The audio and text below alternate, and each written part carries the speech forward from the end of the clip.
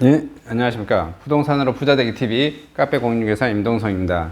오늘은 2019년 7월 27일 토요일이고요. 조선일보에 나온 건데, 부동산 트렌드죠.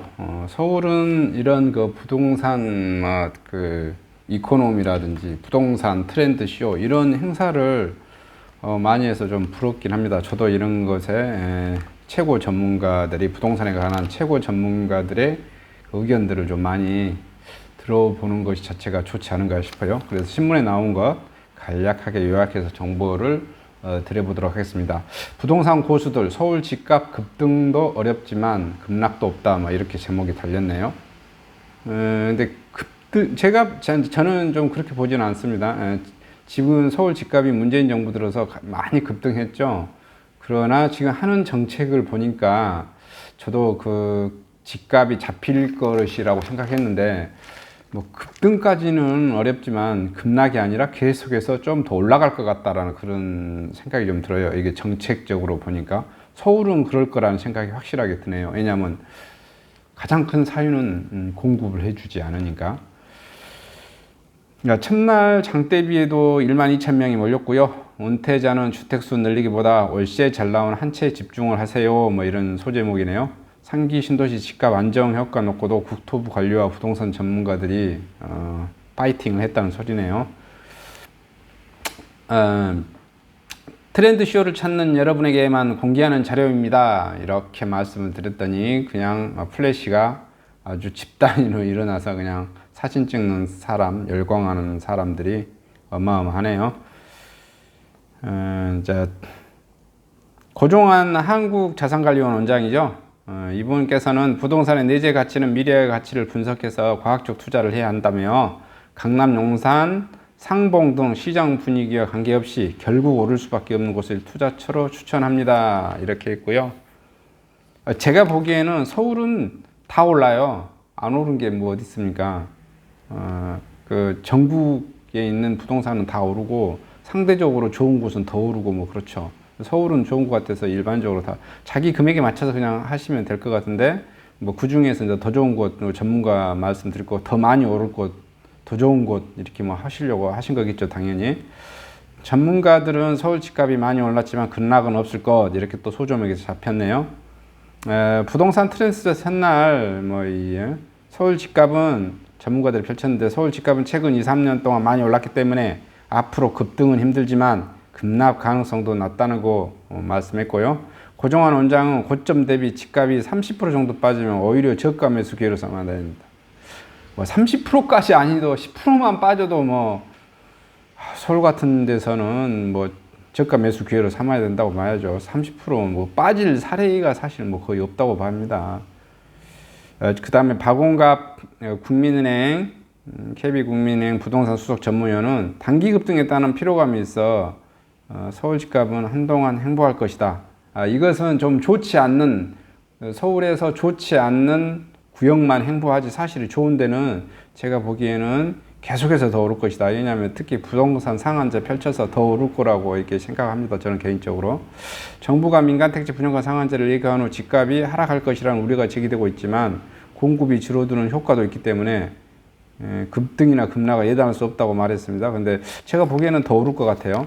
왜냐하면 공급이 확실히 안 될 거라는 것 자체가 뭐 이게 물량이 줄 거라는 게 뭐 보여지죠. 그래서 아파트를 사지 않겠다는, 그 점수가 높은 사람은 사지 않겠다는 그런 전략을 세울 거고, 그래서 전세가는 가격이 많이 오를 거고, 그 다음 또 뭐죠? 어차피 나는 점수가 안 돼. 그러면 기존의 분양권이나 기존의 C아파트를 살 것이다. 10년 안 된 C아파트와 분양가는 가격이 더 튀어오를 것이다. 이것은 박정희 정권 때 이미 했고 노무현 정권 때 이미 다 해봐서 경험칙상, 과거 경험상 이런 분양가 상한제 규제를 해서 가격이 올랐으면 올랐지, 많이 올랐지 떨어진 사례는 없다. 부동산 정책은 이렇게 이제 평가할 것 같은데, 여기 전문가분들도 또 전문가분들이 그런 거 있지 않습니까? 전문가가 전문가다운 그 답변을 못 줘요. 왜 못 주겠어요? 그렇죠. 그 전문가가 국가의 어떤 자문위원이라든지 뭐 정책위원이라든지 해서 국가로부터 돈을 받은 사람들은 국가가 원하는 답변을 해줄 수밖에 없죠.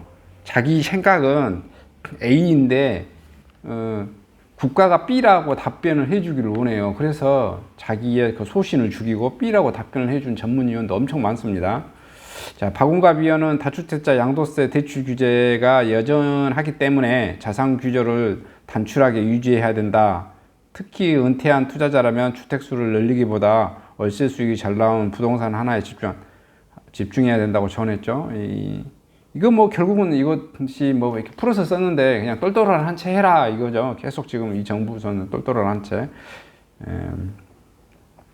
그리고 이제 은퇴했으니까 수익형 부동산으로 이렇게 옮겨가라. 수익형 부동산이 가장 좋을 만한 게 상가, 뭐 오피스텔, 뭐 그런 거라고 지금 보셔야 될 것 같아요. 그리고 뭐 상가주택 이런 것이 뭐 대출이 많이 나온 거겠죠. 아니면 그 월세가 많이 나온 거겠죠. 그다음에 신도시 또 놓고 설정을 했는데요. 두성규 건설산업연구원 선임연구원은 서울 집값을 낮추려면 서울 도심에 주택을 공급해야 되는데 경기도에 짓는 상기 신도시는 서울 집값은 못 잡고 경기도 외곽 신도시 집값만 떨어뜨려 실효성은 없을 것이라고 전망했고요.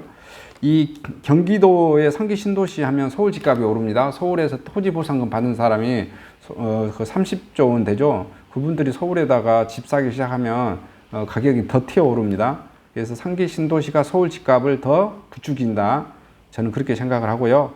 그 다음에 김규철 국토교통부 추진단장은 상기 신도시는 입주 시점에 맞춰 광역교통망이 갖춰지기 때문에 업무시설도 풍부하게 들어서기 때문에 기존 신도시가 달리 서울의 주거수요를 분산하는 데 효과가 있을 것이라고 결국은 서울 집값을 잡을 것이다 이렇게 말하는데 쟤는 그저 거꾸로 말했죠.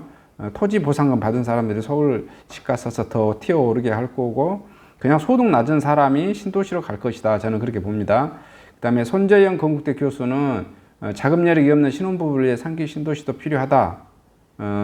서울 집값 과열 문제를 해결하는데 재건축 재개발을 통해 핵심 입지의 셰어아파트가 원활히 공급되도록 규제를 풀어야 한다고 말했죠. 이게 지금 이제 두성규 위원님, 김규철 뭐 위원님 이렇게 말씀을 보시면 그 다음에 손재영 건국대 교수님께서 말씀하면 저는 이렇게 평가를 합니다.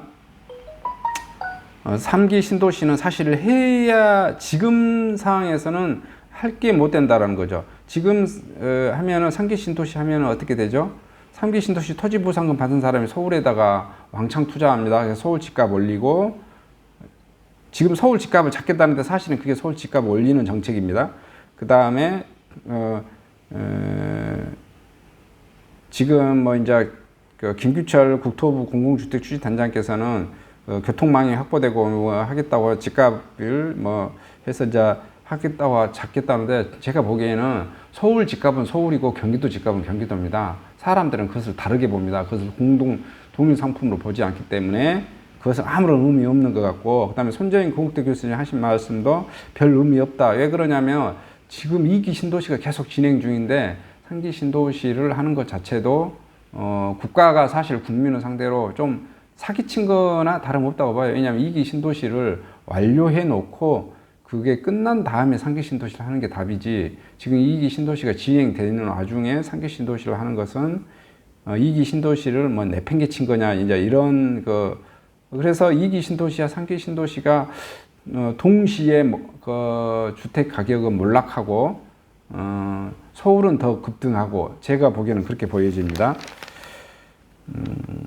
그 다음에 뭐 부동산 IT가 결합한 프롭테크 전시관이 인기몰이를 뭐 한다고 하네요. 그 다음에 건축물 모형 만들기 자산관리 1:1 상담 뭐 이런 게 뭐 부동산 트렌드에서 이루어지고 오늘이 27일이죠. 27일 뭐 이렇게 부동산 트렌드에서 뭐 계속 뭐 여러 종류가 있고요. 또 부동산이 대기한 10가지 이슈에서 커피값 아껴 건물지대기 알짜 정보 받아가세요. 뭐 이런 내용이 쭉쭉쭉 뭐 있나 보네요.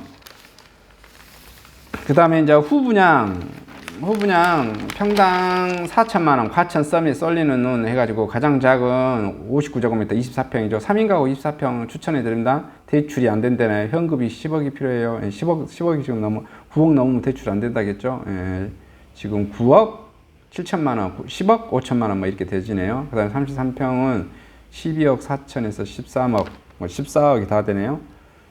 전용 120은 120제곱미터는 16억, 17억이 다 되고요. 126제곱미터는 16억 4천에서 18억이 다 되고요. 전용 141제곱미터는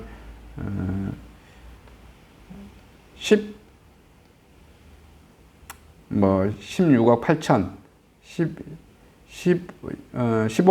151제곱미터는 한 20억이 다 되고 21억까지 되네요. 근데 이게 평당 단가가 얼마인지 한번 봐보겠습니다. 가장 사람들이 인기끈 두 개만 좀 봐보겠습니다. 9억, 10억이라고 보고요. 평균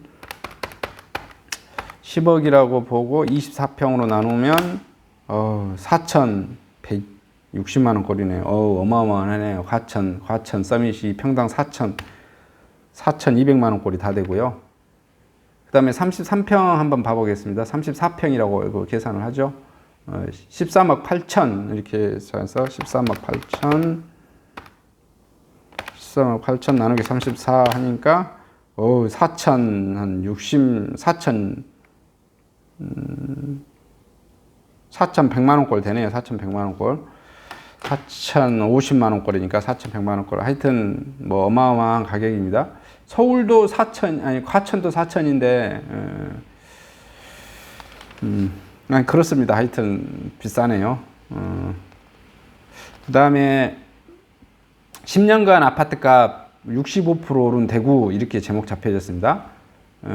이거 제목 잘못 잡은 겁니다. 10년간 아파트값 65% 오른 대구가 아니라 10년간 아파트 가격은 25% 하락했고요.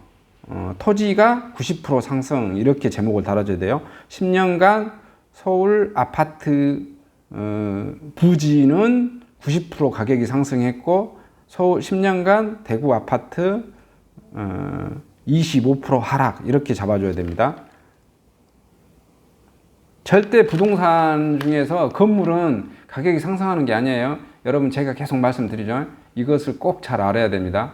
특히 여러분이 꼬마 빌딩을 이렇게 가지시거나 단독주택을 가지시면 알게 될 거예요. 나중에 나이를 많이 드시고 여러분이 60대나 70대 되시면 나중에 건물 거래를 어떻게 하냐면 건물은 가격을 안 쳐줘요. 그냥 건물은 빵원이고요. 그냥 토지가 120평인데 150평인데 그냥 토지 면적 고박이 평당 얼마 해서 그냥 이렇게 주세요. 건물은 그냥 공짜로 가지세요. 이렇게 지금 말을 합니다. 건물은 공짜가 아니라 철거비, 도료, 쓰레기입니다. 다만 건물이 있으면 어떻게 되죠? 그렇죠. 토지로 하면은 취득세가 4.4%, 주민세까지 해서 4.4%가 되는데 주택으로 하면 취득세와 주민세 합쳐서 1.1%. 그래서 허름한 그 폐가 된 그런 건물 같은 경우도 그 건물을 부수지 않고 놔둔 이유가 그겁니다. 왜냐하면은 건물로 주택으로 사면은 그게 어떻게 된다고요? 취득세가 주택으로 봐져서 1.1% 세금이 취득세가 3.3%를 세이브할 수 있어서 그렇습니다. 그런 장점이 있습니다. 하여튼 제가 말씀드리려고 하는 것은 부동산은 건물은 계속해서 가치가 하락하고 토지 가격은 계속해서 상승한다. 토지가 건물보다 더 빠른 속도로 상승하기 때문에 그것이 그 아파트가 상승하는 것이지 아파트 건물 자체가 가치가 상승하는 게 아닙니다. 꼭 이 점을 염두에 주시고 부동산의 진정한 부동산은 어디서 나온다? 토지에서 나온다. 토지는 뭐다? 지구의 일부다. 지구는 영원 무궁하다. 이렇게 생각을 해 주십시오.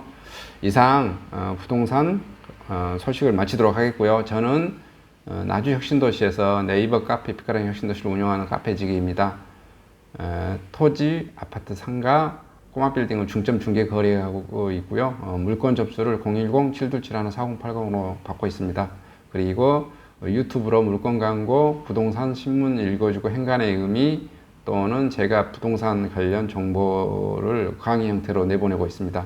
정보를 원하시면 구독과 좋아요 또는 내용이 괜찮으시면 지인분께 추천 부탁드리겠습니다. 감사합니다.